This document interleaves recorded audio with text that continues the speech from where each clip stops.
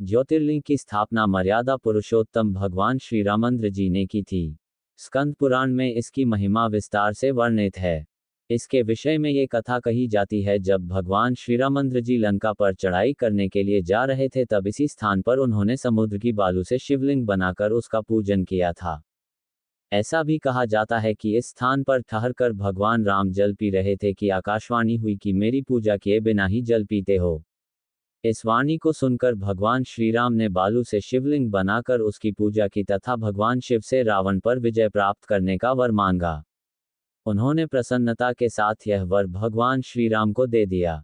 भगवान शिव ने लोक कल्याणार्थ ज्योतिर्लिंग के रूप में वहां निवास करने की सबकी प्रार्थना भी स्वीकार कर ली।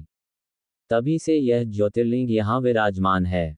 इस ज्योतिर्लिंग के विषय में एक दूसरी कथा इस प्रकार कही जाती है, जब भगवान श्री राम रावण का वध करके लौट रहे थे तब उन्होंने अपना पहला पड़ाव समुद्र के उस पार गंधमादन पर्वत पर डाला था। वहां बहुत से ऋषि और मुनिगण भगवान श्री राम दर्शन के लिए उनके पास आए।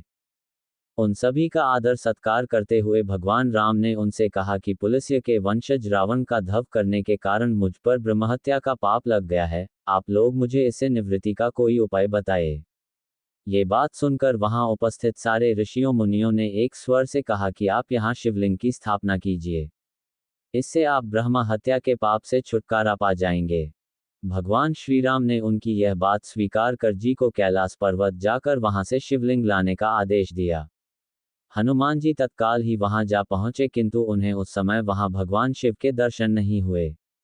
अतः वे उनका दर्शन प्राप्त करने के लिए वहीं बैठकर तपस्या करने लगे। कुछ काल पश्चात शिवजी के दर्शन प्राप्त कर हनुमान जी शिवलिंग लेकर लौटे, किंतु तब तक शुभ मुहूर्त बीत जाने की आशंका से यहाँ सीता जी द्वारा लिंग की स्थापना का कार्य कराया जा चुका था।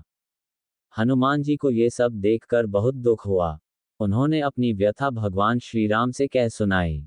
भगवान ने पहले ही लिंग स्थापित किए जाने का कारण हनुमान जी को बताते हुए कहा कि यदि तुम चाहो तो इस लिंग को यहाँ से उखाड़कर हटा दो। हनुमान जी अत्यंत प्रसन्न होकर उस लिंग को उखाड़ने लगे, किंतु बहुत प्रयत्न करने पर भी वह टस से मस नहीं हुआ।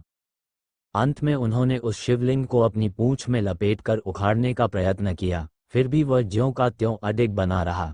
उल्टे हनुमान जी ही धक्का खाकर एक कोस दूर मूर्छित होकर जा गिरे। उनके शरीर से रक्त बहने लगा। ये देखकर सभी लोग अत्यंत व्याकुल हो उठे। माता सीता जी पुत्र से भी प्यारे अपने हनुमान के शरीर पर हाथ फेरती हुई विलाप करने लगीं।